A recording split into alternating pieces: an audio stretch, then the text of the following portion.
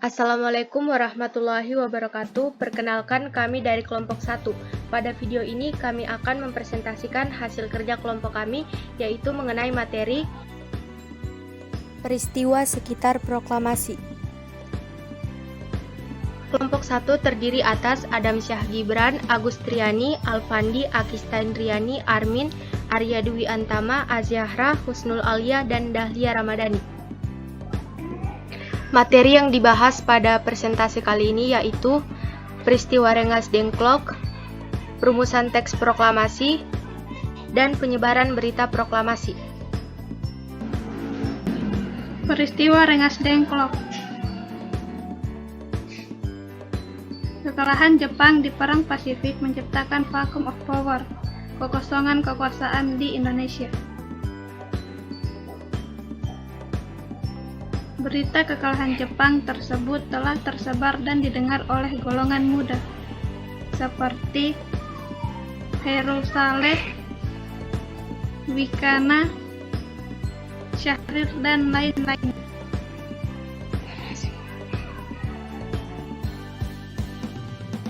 Ketika Soekarno, Hatta, dan Rajiman tiba di Jakarta yang sebelumnya mereka berada di Dalat, Vietnam pada 14 Agustus 1945, mereka langsung didesak oleh golongan muda untuk melaksanakan proklamasi.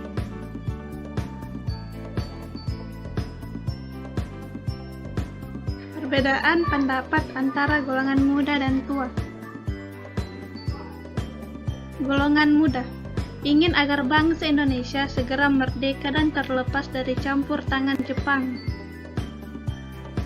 Golongan tua tak ingin terburu-buru dan tetap ingin membicarakan proklamasi kemerdekaan.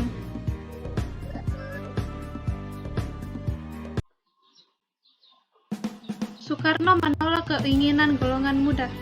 Akhirnya golongan muda membawa Soekarno dan Hatta ke Rengas Dengklok.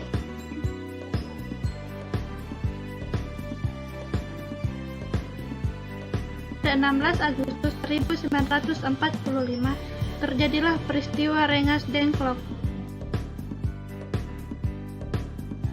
Tujuan peristiwa Rengas Dengklok: 1. Mendesak Soekarno dan Hatta untuk segera memerdekakan Indonesia. 2. Menghindari pengaruh Jepang.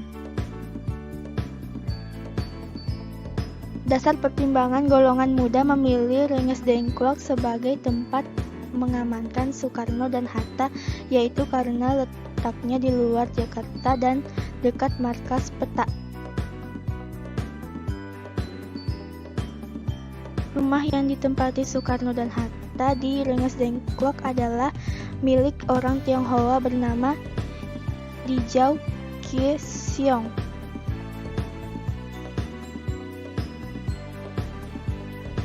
Di Jakarta pada 16 Agustus 1945, Ahmad Soebadjo membuat kesepakatan dengan golongan muda untuk memulangkan Soekarno-Hatta.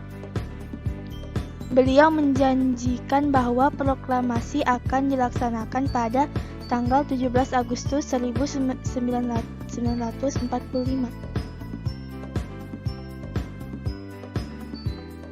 Setelah kedua pihak sepakat, Soekarno dan Hatta pun kembali ke Jakarta untuk mempersiapkan acara proklamasi. Selanjutnya, perumusan naskah proklamasi.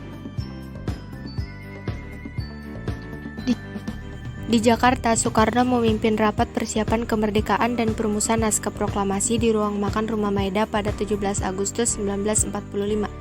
Pukul 2 dini hari dengan didampingi Hatta dan Subarjo.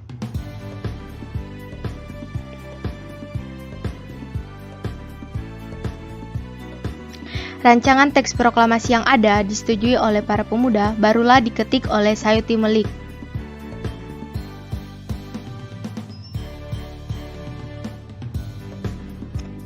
Dengan didampingi Hatta, Soekarno membacakan proklamasi kemerdekaan Indonesia pada 17 Agustus 1945 pukul 10 pagi di Jalan Penggasan Timur, nomor 56 Jakarta.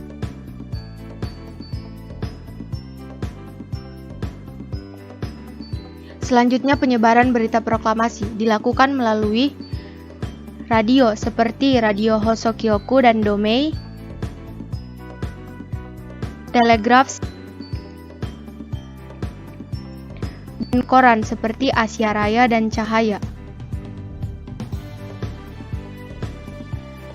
Dan juga para perwakilan daerah dalam PPKI kembali ke wilayahnya masing-masing untuk menyebarkan berita proklamasi. Sekian presentasi kami, mohon maaf apabila ada kesalahan, dan semoga presentasi kali ini bermanfaat. Saya akhiri, wassalamualaikum warahmatullahi wabarakatuh.